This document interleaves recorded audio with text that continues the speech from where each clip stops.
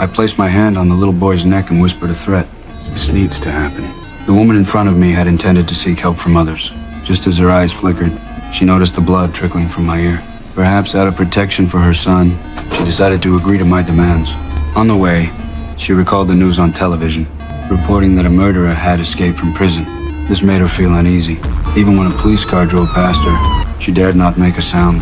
But when we returned home as I had requested, I did not harm them. Instead, I collapsed into a chair, exhausted, my eyes revealing a hint of helplessness and gentleness. I explained to the mother and son that I was not a violent person and would not harm them. I was just resting my legs and would leave after dark. I did not want the mother and son to be implicated for harboring a criminal. I took a rope and pretended to tie Kate to the chair. My movements were gentle, fearing I might cause her unnecessary harm. Perhaps I did it to satisfy my hunger, or perhaps to thank the mother and son for taking me in. I went to the kitchen to prepare lunch for them.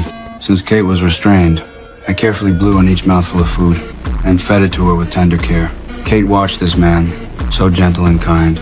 She could never have imagined that I was a murderer.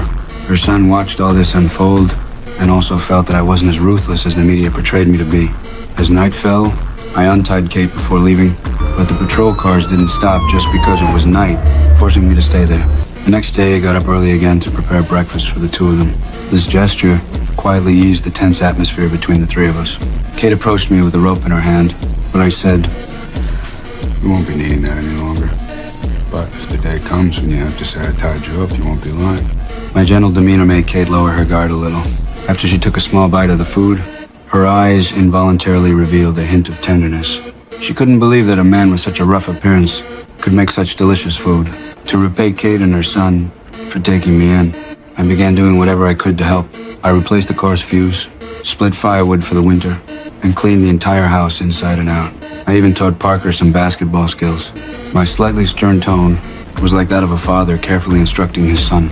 This rare display of warmth from me was deeply cherished by Parker, who had grown up without a father's love. Kate's thoughts became a bit confused upon seeing this scene, and our relationship no longer felt so stiff. While Kate carefully mended my pants, I also asked about the scar on her leg. But just as this warm moment unfolded, a knock suddenly sounded at the door. I instinctively pulled Kate under me, and with a tense and serious tone, I told Henry to send the person away. I trust you're not going to get nervous and say something.